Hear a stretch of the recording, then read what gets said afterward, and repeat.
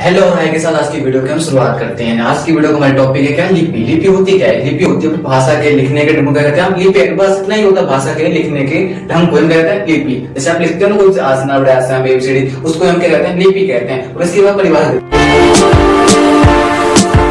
देखते हैं। लिपि की परिभाषा। लिपि की परिभाषा क्या है? लिपि का अर्थ किसी भी माने कोई भी भाषा, किसी भी भाषा की लिखावट मान जो आप लिखते हो ना उसको, या लिखने के ढंग का होता तरीका।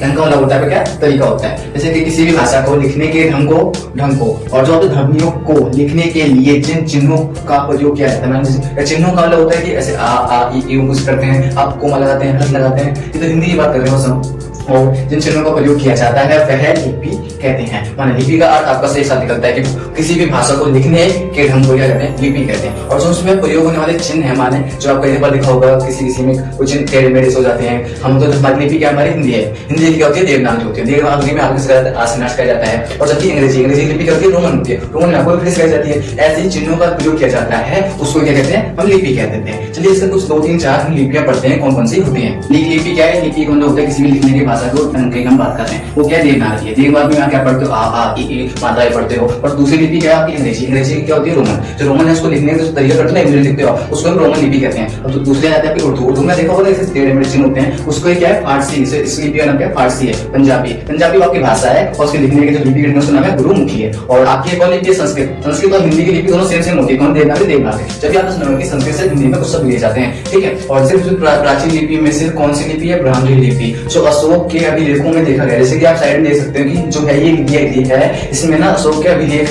में किया गया है। वीडियो पसंद आए तो लाइक कीजिए, सब्सक्राइब कीजिए, कमेंट कीजिए। सर खत्म,